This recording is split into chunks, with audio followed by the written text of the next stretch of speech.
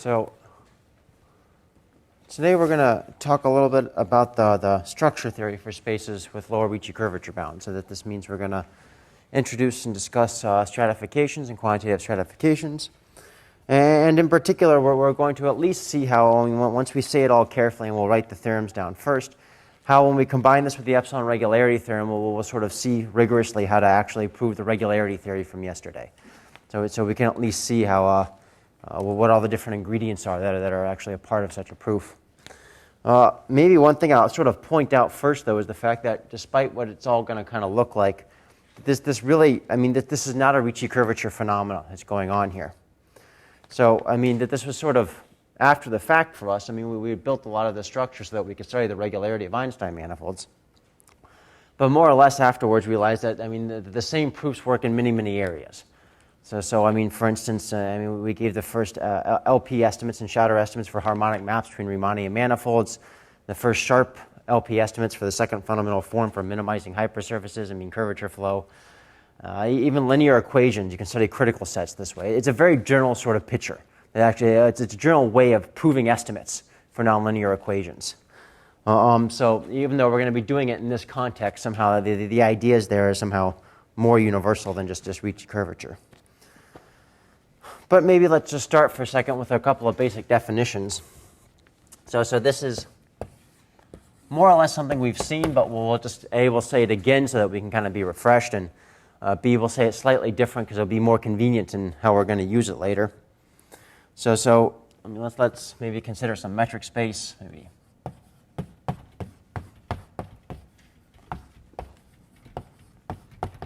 any metric space we want, doesn't really matter.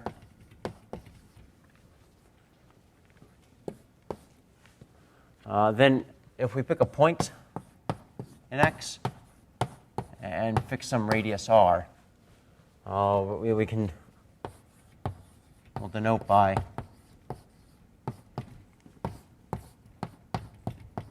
X sub little xr, the pointed metric space. Just given by looking at X, looking at the distance function, which is multiplied by R inverse, and pointing at X.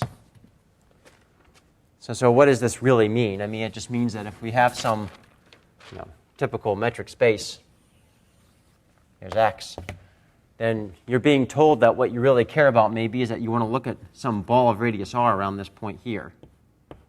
So what do you do to study it? Well, you take it and you rescale your space so that our ball of radius R around that point becomes the ball of radius 1. So here's XXR. So we're just using a microscope to kind of take this little ball and blow it up to a ball of radius 1. That's all we're doing. We haven't really done anything except just sort of rescale the metric and sort of declare ourselves as being pointed at this point here.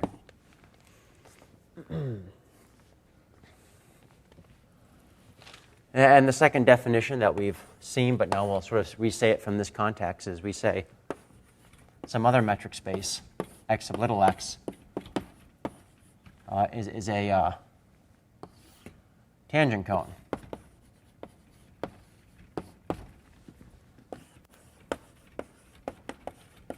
At X, little x, if there exists some Ri going to 0, such that X sub little x Ri are Gromov-Hausdorff converging to X sub little x.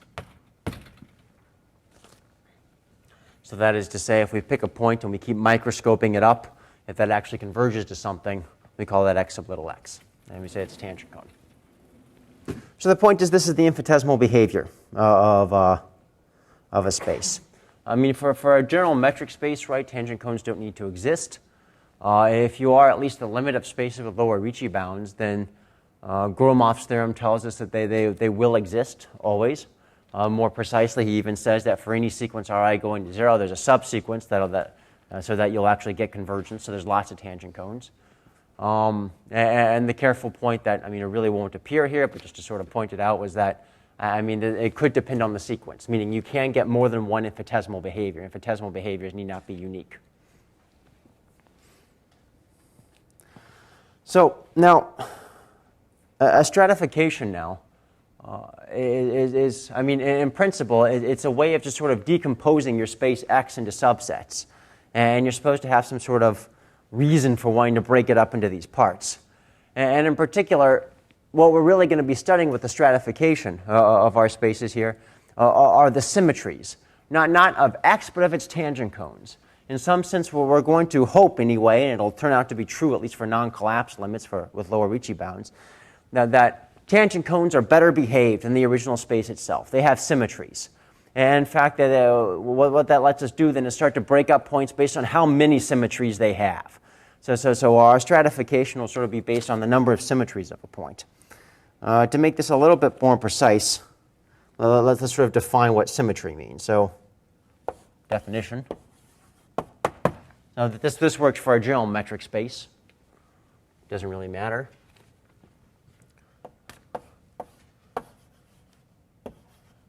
We say some metric space X is zero symmetric.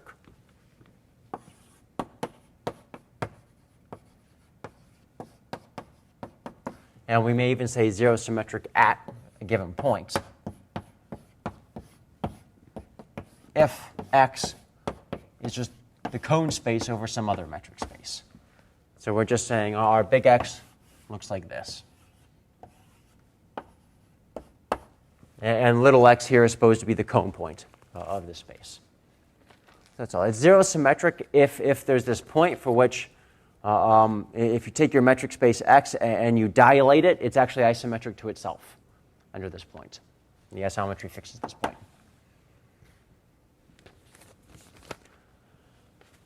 So that is somehow to say that it depends on sort of less variables than you might have expected, right? Because somehow everything in these radial directions is already determined just by the cross-section.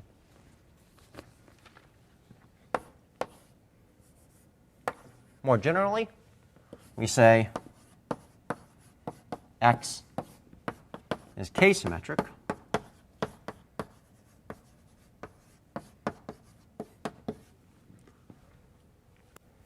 again, we can say at some little x if we want, if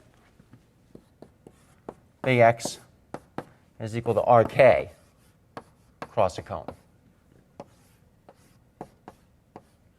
Where again, X is going to be a cone point. So the point is what we're really talking about is something more on lines with this. So here would be like a cone cross R the way I'm drawing it. Right, so we have 2 degrees of sort of symmetry coming from this one when we're one symmetric. One's the radial, which is the zero symmetry, and one is the R factor, which is the one symmetry.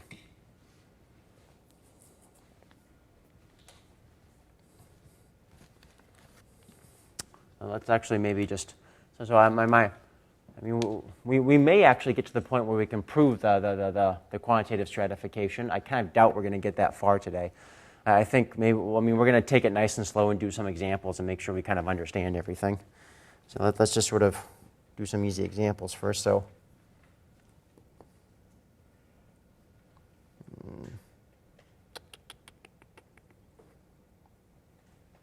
well, maybe let's define well,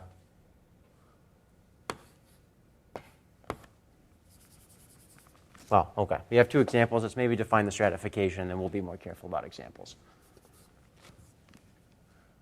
So what? So fine. So, I mean, if this is the notion of k-symmetric and zero symmetric, then if I hand you a random metric space, I mean, it's not going to be zero symmetric. It's not going to be k-symmetric. Even if I hand you a limit of smooth spaces with lower Ricci bounds, I mean, there's no reason on earth for it to be k-symmetric or zero symmetric. So why do we care about this? It's not the space itself that we actually want to apply this to. It's to the tangent cones of the space. So that is our definition of our stratification here is going to be the following. So the way this is phrased is rather important, at least if you have just a lower Ricci bound. So we're going to define our k-stratum as k of x to be some subset of x, which by definition is going to be the collection of points in x, such that no tangent cone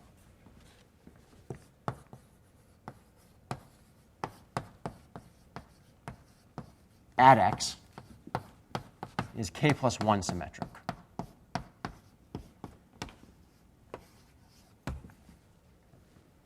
So there's a double negative kind of going on here in the definition.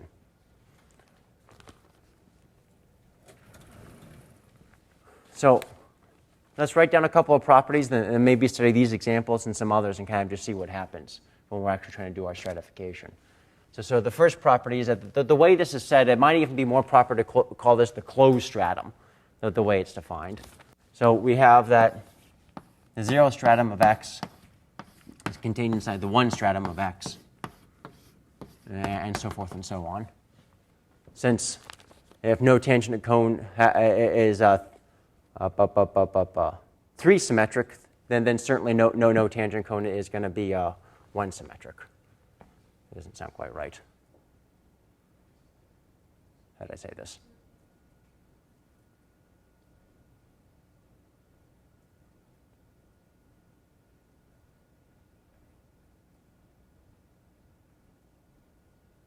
Yeah, of course. Right, okay. Right.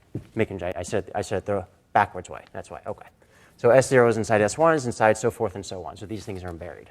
So in particular, if we apply it to our examples, what do we see? So let's look at some examples. And let's actually be careful about the examples. So let's look at a few. So let's let x maybe be the cone space over some y.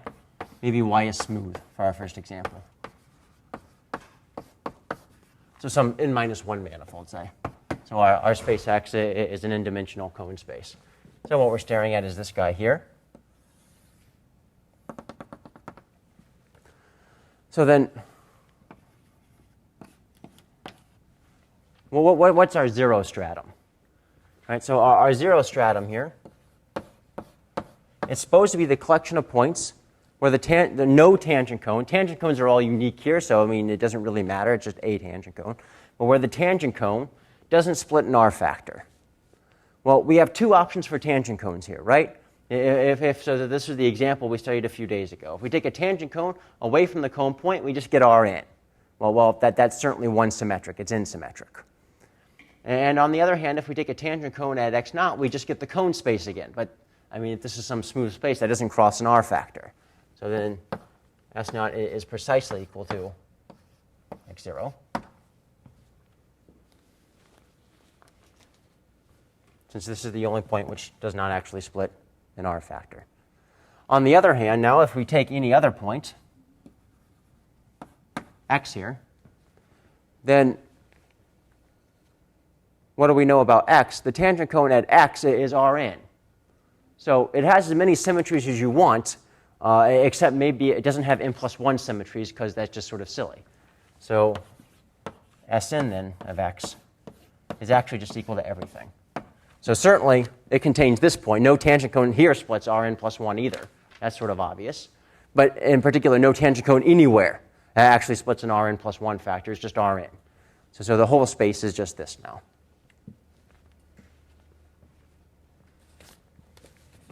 And if we looked at Sk of x for k between 0 and n-1, then we play the same game, right? So it's the set of points where the tangent cones don't split some Rk plus 1, and that only is x0 again. So it's x0, x0, x0, x0, and then boop, it jumps when we actually get to n.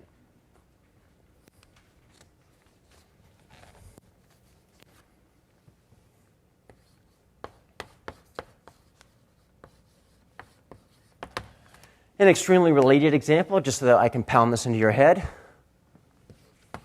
If x is R cross the cone over y, where y is smooth,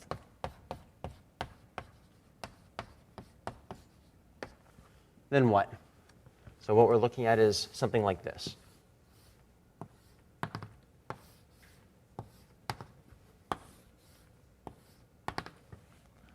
So let's call x0 the little cone point at the center here. So if we look at S0 of x, these are the set of points where the tangent cone does not split an R factor. every tangent cone splits an R factor now, right? Because we again have two options. Either it's going to be R in up here, or it's going to be R across a cone again. They all split R factors. So this is just the empty set.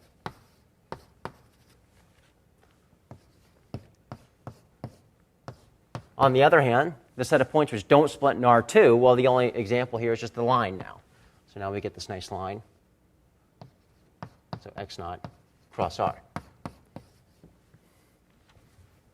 And of course, now it stays that way until we get to Sn of x, which again is just going to be the whole space.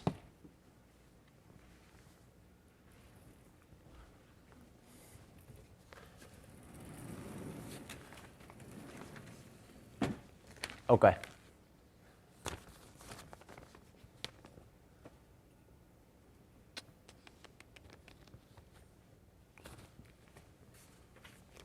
So let's just do one more example, because this is going to be really important in proofs. I mean, the moral of the following example. Actually, all of these morals will be important in proofs, but this one in particular. So let's let X just be a cone space again over some random, typical, non-smooth metric space. So our picture here is just that we have some weird-looking compact metric space Y. Maybe it's funky. Maybe no tangent cone of this guy has any symmetries at all, just for the sake of argument. But at the very least, we want to see that no matter what Y is, right? So I mean, the symmetries of X will now depend on the symmetries of Y, certainly. But we want to be sure that there are some guaranteed symmetries of X, no matter what Y is. So in particular, what we want to see is the following. So sort of our claim here is that what's S naught of X? So these are supposed to be the set of points which do not, no tangent cone splits an R factor. And I mean, our guess again might be this, but we really need to think a little more carefully. So it's true, but why is it true? I mean, we sort of came to that conclusion over here just because the tangent cone was R in and we didn't worry about it. But on this picture here, what happens if we pick some point that's, so over here. So the fact that this point here is not supposed to be in here means that the tangent cone has to split an R factor. Where does the R factor come from? Well, the point is, imagine taking a very small ball around this guy and start to rescale. Now, I mean, this space here is zero symmetric, right? So we have this sort of dilation invariance here, right? We got this sort of rays coming out of this. But what happens when we start blowing up here? This dilation invariance, it starts looking more and more just like translation invariance, right? Because on a very small scale here, the fact that you're sort of rescaling in a dilating fashion, that just looks like you're moving over some. So the point is that the rays going through this, every single point here, they become lines, they become splits, they become R factors. So every point, not this point, actually has an R factor when you do this. That this is actually hugely important in how you actually prove some of the theorems to come.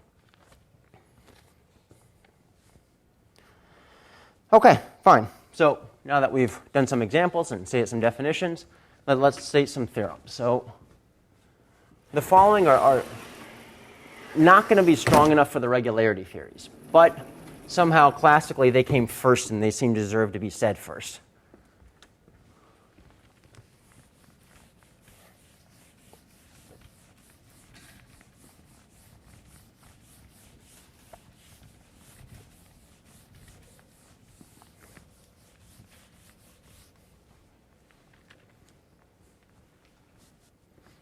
So the basic structure theory for limit spaces.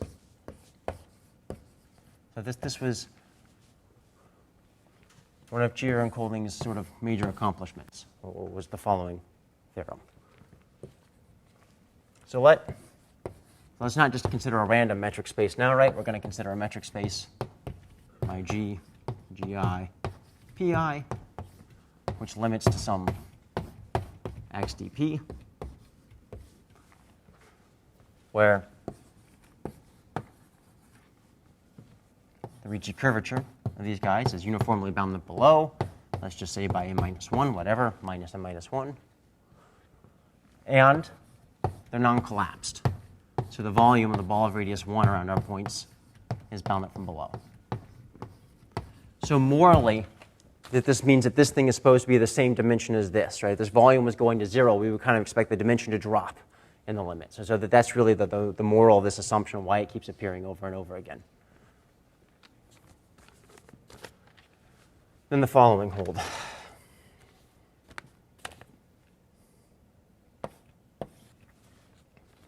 So the first thing I'll say, actually, well, let's do this in the right order. So let's first just talk about the singular set. So in terms of our stratification over here, what was sort of a picture that we were always getting in all the examples? We got that the zero stratum was a point. You can maybe imagine rigging it up so it's a whole bunch of points or something like this, but the key point is that it does look zero-dimensional. Our one stratum in the second example there was a line. That is, it looked one-dimensional. And our in-stratums were n-dimensional. So what you might hope for is that you actually have a dimension bound on these stratums. And if this is a geometric space, this is nonsense. It's not going to be true. But in this context, it is. So the dimension of sk of x is at least less than or equal to k. Because, I mean, it could have not grown when you went from k to k plus 1, so it doesn't have to be k. It could be less than k. But it's at most k. This, by the way, is the Hausdorff dimension. That's incredibly important. It's wrong if I said Minkowski. The basic point is that there can be, say, for instance, I mean, we're viewing our S0 there as being an isolated point, but there can be a countable dense collection of singular points. So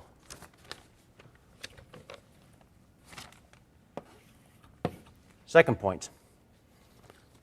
So you can actually do one better in this non-collapsed sort of scenario. So if some tangent cone at a point looks like Rn minus 1 cross a cone, so that is to say, if there's a tangent cone at some point little x, which is n minus 1 symmetric, then in fact it's actually n symmetric. So what is this really saying? This is saying that a half space can't appear as a limit space. It's saying that, so half of Rn, this guy here, so Rn plus. Right? So this would be an example of something, right, which looks like Rn minus 1 cross a cone, but it's not Rn, right, just a half space, that this cannot appear as a tangent cone in such a limit.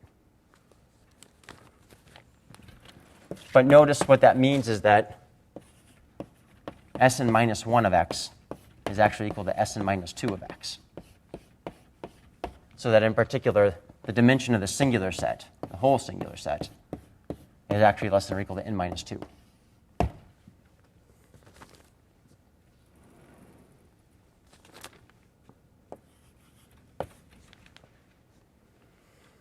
And the third point they proved, which is really nice, is that now imagine we're not in the singular set. So we can just take the singular set as being, by definition, this guy now, Sn minus 2. So the point is that if we're in a point that's not in here, then by definition there has to be some tangent cone which is insymmetric. So if x is inside the regular set, which by definition is just x minus Sn minus 2, then every tangent cone at that point is Rn. So tangent cones are actually unique whenever they're regular. If one's Rn, they're all Rn.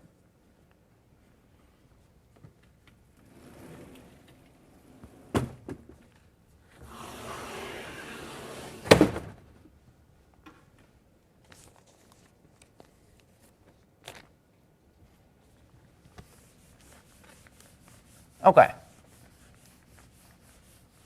So at the most basic level, this is sort of what the structure theory of a non-collapsed limit space looks like.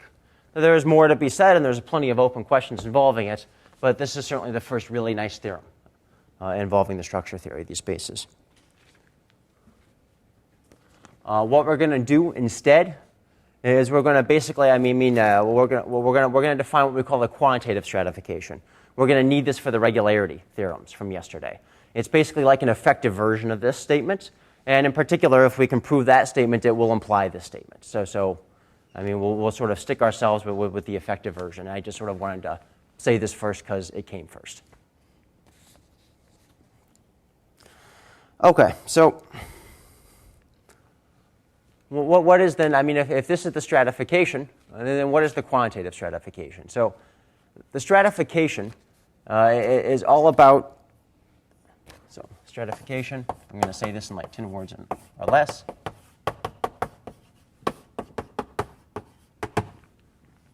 It's about infinitesimal symmetries.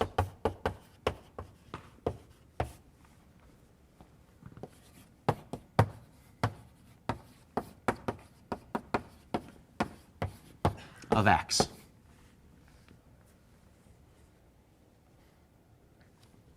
So it's about understanding, I mean, this statement about the Hausdorff dimension is guaranteeing, for instance, right, that most points of X have the tangent cones. There's some tangent cone with a lot of symmetry, right? So the stratification is all about understanding symmetries, infinitesimal symmetries of X, how symmetric it is on microscopic scales.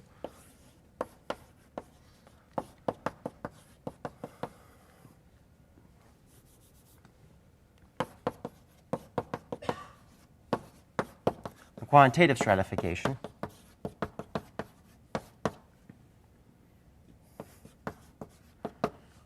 this is about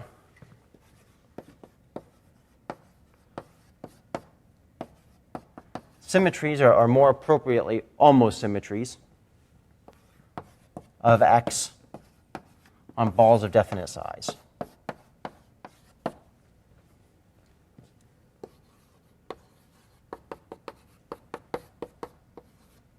So to apply the epsilon regularity theorem from yesterday, and I'll sort of re-say it so we can see this at some point.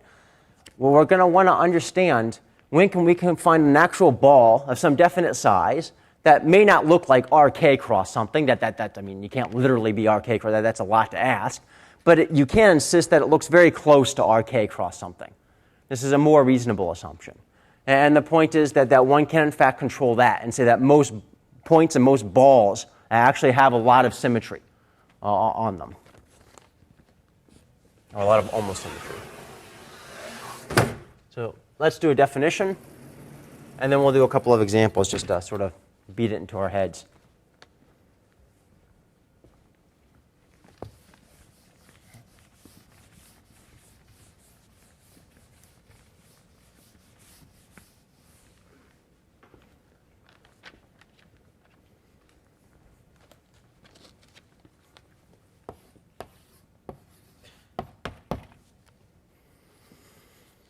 So definition. So the first thing we have to do to define the quantitative stratification is be more careful about these statements about almost symmetries on balls. What do I mean when I say a ball is almost symmetric on some ball? I mean, the definition is actually extremely straightforward. If you sort of had 20 minutes by yourself to sit and think, there's only one conclusion you could come up with, but let's just sort of write it down.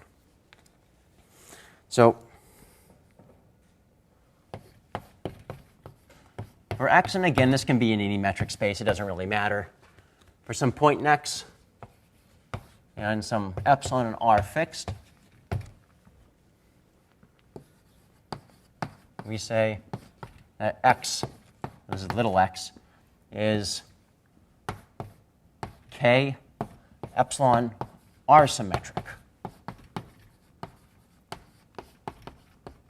The bane of analysts is that constants just sort of keep appearing. It gets worse and worse. You start with a definition, but then you move to proofs where you add 16 more constants to control the constants that came beforehand. It's rather ugly. I'll say in words what this means afterwards. So it's K epsilon R symmetric if there exists an actual K symmetric space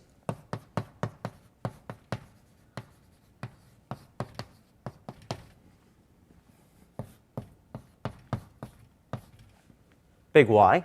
So this thing is actually RK cross a cone, such that the Gromov-Hausdorff distance between the ball of radius r around x and the ball of radius r around our cone point y is less than epsilon r.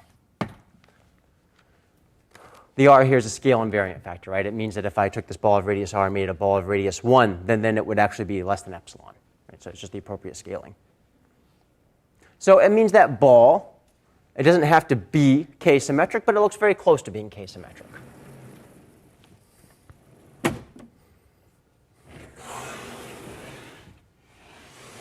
So let's do a couple of examples just to see how this works in practice.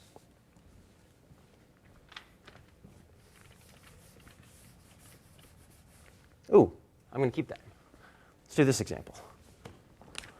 Saves on writing. So I will get rid of the original stratification, though. So let's consider the cone over some smooth space again.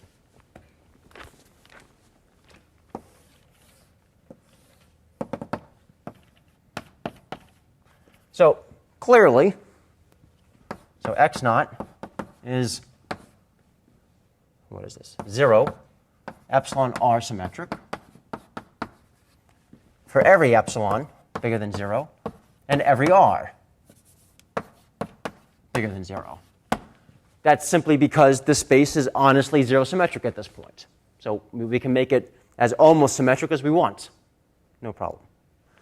But slightly more interesting now, though, is the fact that this is kind of an open condition. So I don't just have to look at x naught if I have epsilon r fixed here. If I took some point nearby, some x, so let's say the distance between x and x naught is less than epsilon r, then in fact x is also 0 epsilon r symmetric.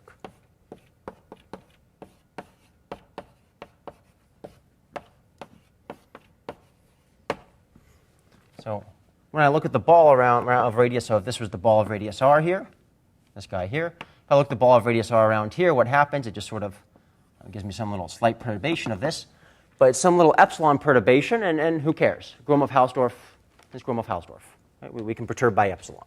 So all these points here are also epsilon, 0 epsilon r symmetric.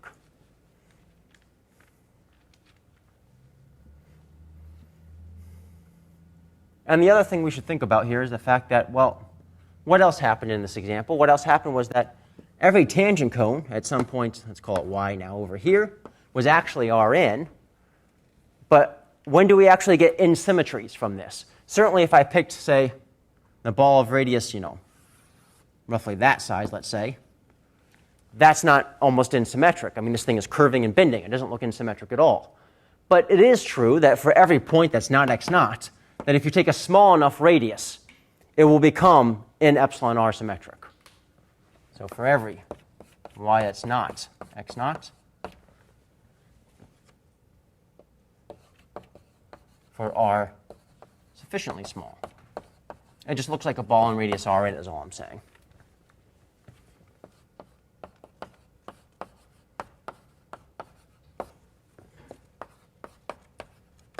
So the tangent cone being Rn and unique just means for all sufficiently small balls, it's close to looking like Rn. That's it. That's the only statement being made here.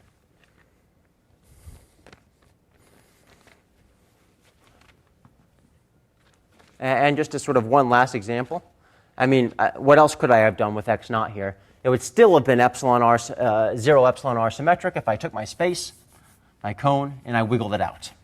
As long as I made these wigglings like less than epsilon in the right sense, it's still 0 epsilon r symmetric there. So symmetries are preserved under slight wigglings. Okay, fine.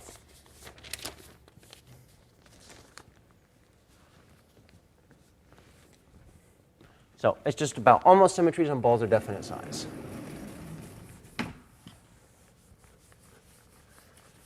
So now we can define the quantitative stratification.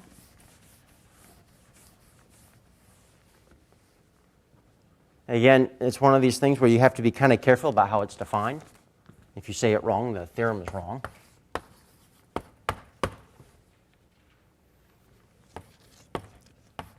For every k in epsilon r, let's define sk epsilon r of x. So this is the quantitative k stratification with epsilon r being our parameters. Give you the collection of points x such that for no radius s between r and 1 is x k plus 1 epsilon s symmetric. So what we're saying is that this is the collection of points for which there is no ball of size at least r where you have a lot of symmetries, k plus 1 degrees of symmetries.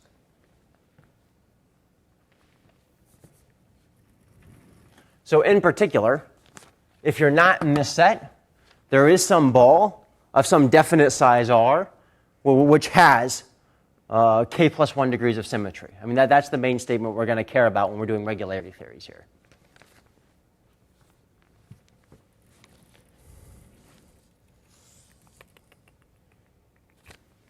Note a couple points. We can recover the standard stratification, by the way, of x just by being the union of the intersection of these guys. It's a nice exercise to think about that. Essentially, this is useful because this means that the theorem I'm about to give you about estimating the size of this set here will eventually let you give a proof for the Hausdorff dimension of this here. And it is actually a very different proof than the original proof. The other thing I want to point out, and this is actually maybe most important, if we took a smooth manifold, the stratification theory is pointless. There's no stratification. Every tangent cones are in. Right? There's no reason to define a stratification for a smooth manifold.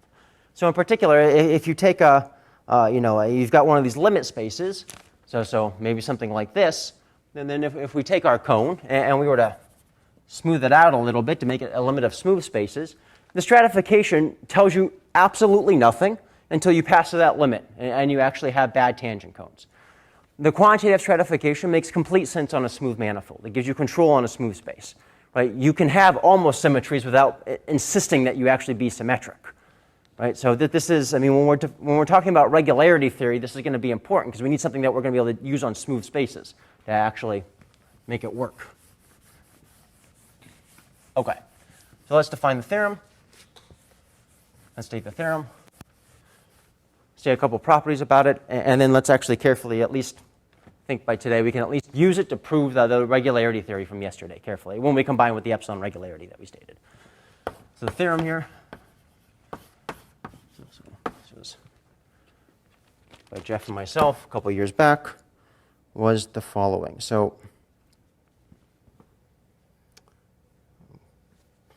we can define this for a limit space or not, it doesn't matter. I'm going to say not, but it doesn't really matter.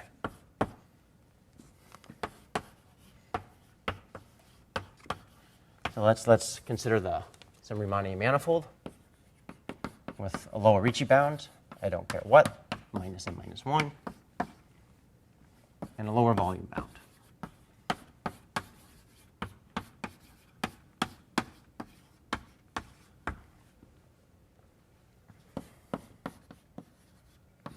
And for every k, epsilon, eta, and r, yikes, there exists a constant depending on just these things, as well as the dimension of the volume.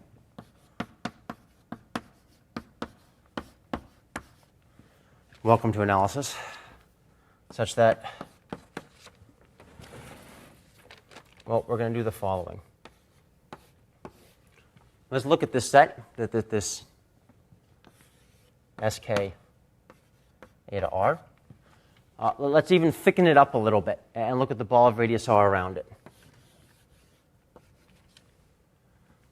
And then, of course, we'll restrict ourselves to some compact set, the ball of radius 1, whatever. Then this behaves like c times r to the n minus k minus eta.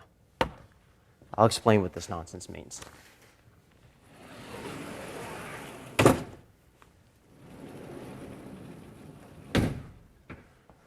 So again, so how should you be picturing sort of the meaning of such a volume estimate?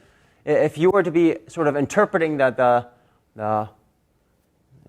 strata as being some sort of k-dimensional space living inside a smooth manifold, and you looked at the volume of the ball of radius r around it, then what you would get is r to the n minus k. I mean, that's how volumes of balls of radius r around it behave. So what we're saying here is for at least for every eta, you can get as close to that as you want. In what way now, just sort of thinking morally for a second, is this an improvement over the stratification theory estimates? There's two ways that are important for us, that are important for the regularity theory. The first is that this is not a Hausdorff estimate, this is a Minkowski estimate. I mean, this is fundamentally stronger. It is not just controlling some covering by balls that are shrinking, it's saying the tube around this thing is small, right? And fundamentally, that this is because of the epsilon right here, right? In some sense, it's the insistence on exact symmetries over here is why the Hausdorff dimension can be, Hausdorff measure can be infinite, and you can't get Minkowski control. And the second thing that's important is that this set here controls balls of definite size. Okay. So what? Why is that useful? So let me quickly remind you of what the regularity statement was yesterday, and then let's prove it, assuming that for a few minutes. So we can have some motivation for, all these nonsensical constants floating around.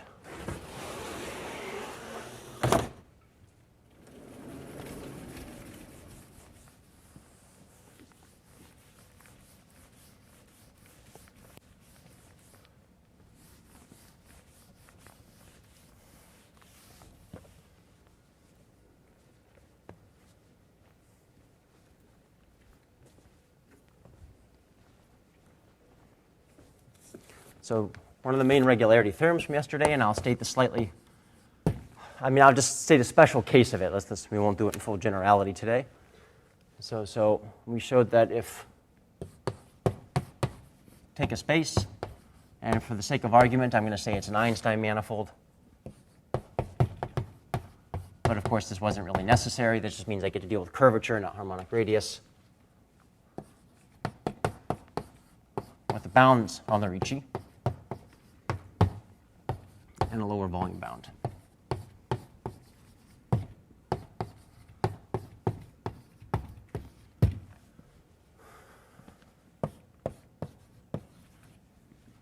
Then what we said was that if we looked at the volume of the tube around the set of points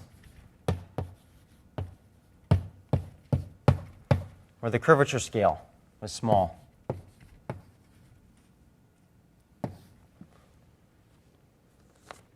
then this behaved like C eta to the 4 minus eta for every eta. Let's rephrase this in a way that might be a little bit more familiar. A very easy implication of this, right, is that, well, the curvature inverse at this point is certainly bounded by this. So if we just plug that in, that implies that the average over the ball of radius 1, say, at the curvature to the 4 minus epsilon is bounded by, let's do eta, is bounded by C eta, for eta positive. So, call this an exercise. It's pretty simple.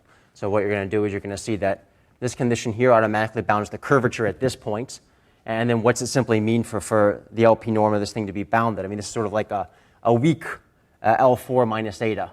LP estimate on the curvature for every eta, but since it's for every eta, that actually gives you strong for every eta.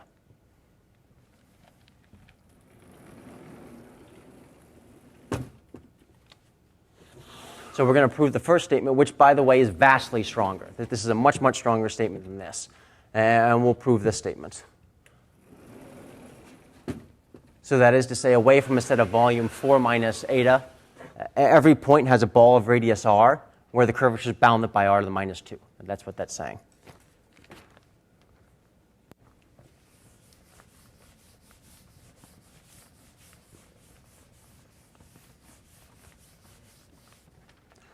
So to prove this, we're going to take for granted, we need to take for granted two things.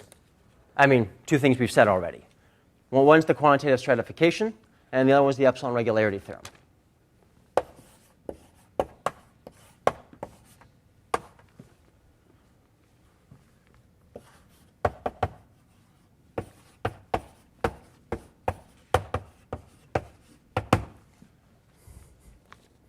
So let's recall the epsilon regularity.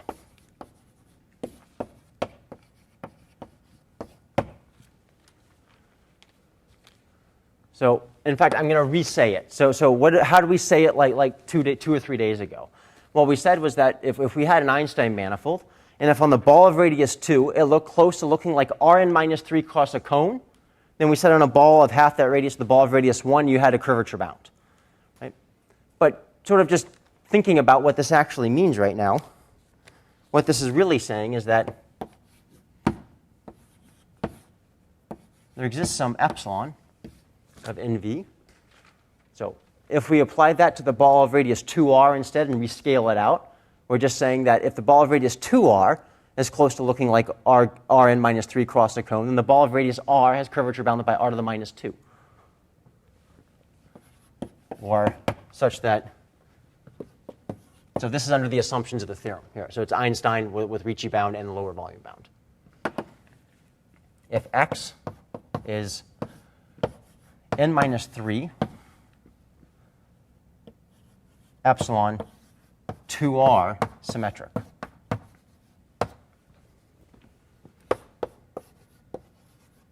then the sup of the curvature, or the ball of half the radius, ball of radius r, is bounded from above by r to the minus 2, which is simply to say the curvature scale at this point is bounded from below by r. So we wrote down this bizarre-looking statement about if you're close to having a lot of symmetries, then you have regularity. It was not so clear at the time why this was useful, but now what we see is that when we re-say it, well, we're putting it exactly into the context where we can fit this into it. If we have a point which is n minus 3 epsilon 2r symmetric, so on the ball of radius 2r, it is epsilon close to looking like Rn minus 3 across a cone. Then on a ball of half that radius, we have curvature bounds.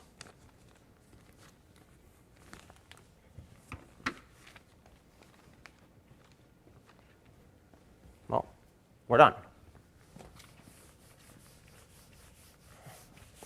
Why? Well, rephrasing this one more time.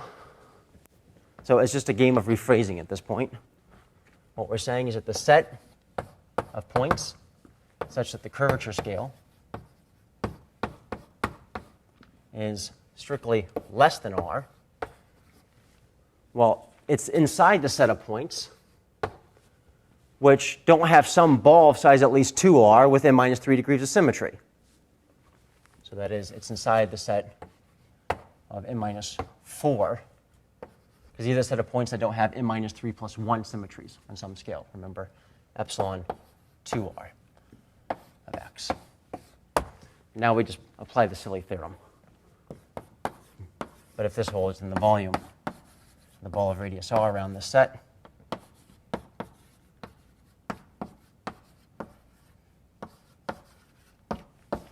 is less than or equal to, well, the volume of this set, because it's just the contained inside of it.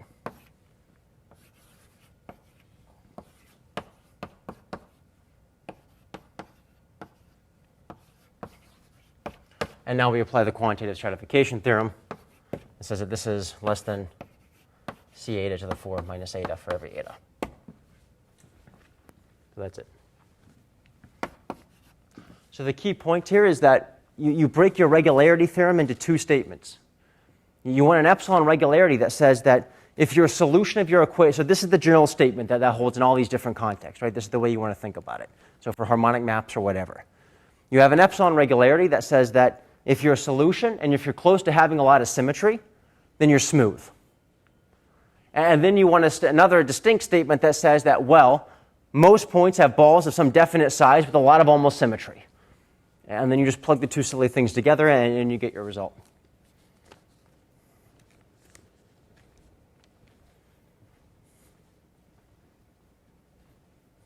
Okay, so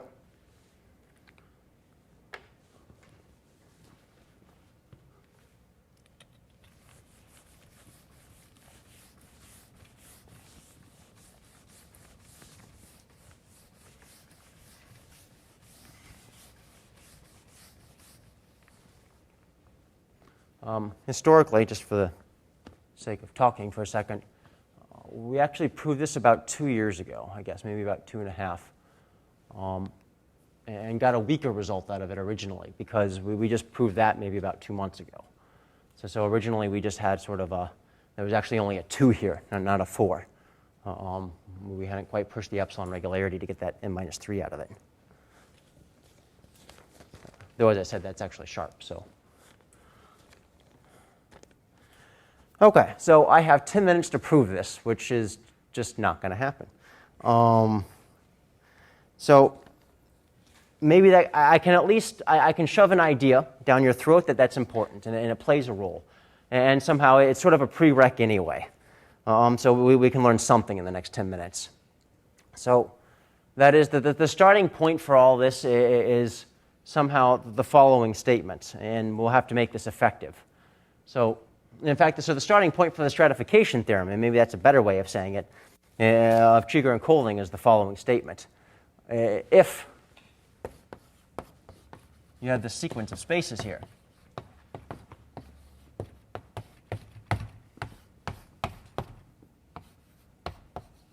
where you have your lower Ricci bound,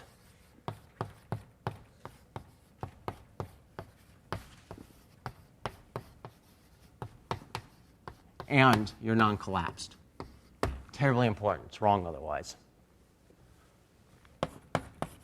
Then every tangent cone, x of x, is a metric cone.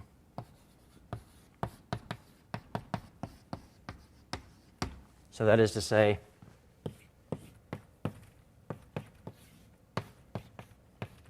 every tangent cone is zero symmetric.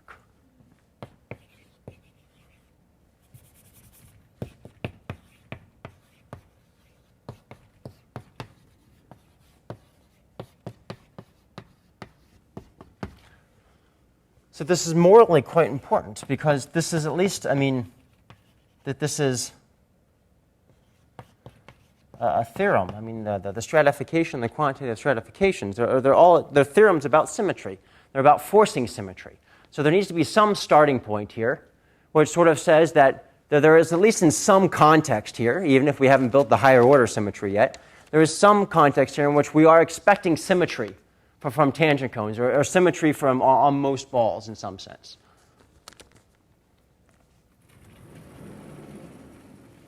Right, the way I'm saying it, let's go ahead and just call this a theorem. This is a theorem, and this was by Cheeger and Colding.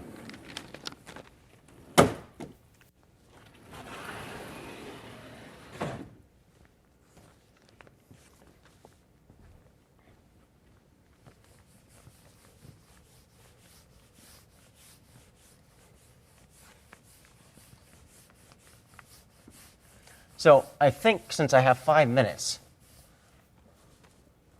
what I'm going to do is just sort of say in words what should happen next. I think this is the best I can do in 5 minutes. So let's just consider the stratification theory for a second, not the quantitative stratification.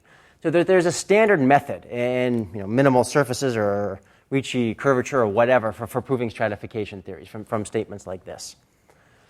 So first off, I mean, roughly why is this true? Let's start there. And why does the lower volume play a role in this? It's true because remember there was this rigidity statement we had, that if we had two radii, R1 and R2, where the volume ratios were very close together, then it had to look like a cone over something.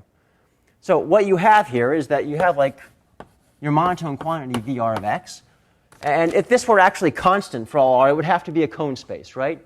But now this is a monotone thing. You should really actually be viewing this as maybe like log r. It is a monotone thing now, where if it's small, so if it's 0 in r radius, then you actually get a cone. But at the same time, it's decreasing, the way I have it written, and it's actually bounded from below by log v. So if you have a lower volume bound, you have a monotone decreasing thing in R, which is bounded from below by log v.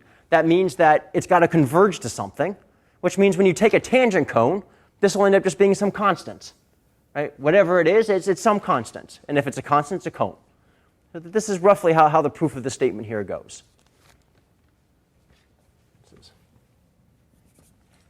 Now, how do you get from here to actually getting more symmetries? So what we're going to do is just basically, we've almost already kind of done it minus, geometric measure theory, which I'm not going to jump into. I'll just sort of say some words about. So let's first note, let's say we want to prove that the set of points where there is no tangent cone that splits an R factor has dimension less than 0. Well, let's just prove this base case here. Let's say we want to prove. Then an easier statement even is, let's first prove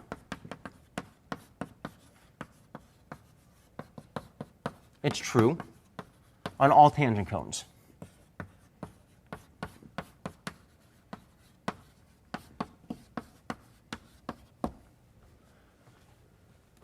So instead of looking at x, let's fix any tangent cone of x, some infinitesimal behavior. But now what? This thing is the cone over something. And we already discussed that in this context here, when it's the actual cone over something, the only point that doesn't have a tangent cone that splits an R factor is this point right here. So for the tangent cone, not only is it dimension 0, it's a single point. Because every other point here, we had this sort of scale invariance that became just a translation. So when we look at any sort of iterated tangent cone is the word for it, well, we actually got an R factor. So at least for all tangent cones, this statement here is true. And now basically what I'm going to say is that if you combine this with geometric measure theory, you're done. What geometric measure theory basically says is that imagine this weren't true, then you can find sort of an accumulation point. You could find a point with density infinity, which give or take means you could blow it up at that point and find a tangent cone where the result is wrong. And then you apply this and you finish your statement. Okay, I mean, that's extremely rough, but it's 5 minutes. I'll call that done. Okay, I'm done for the day.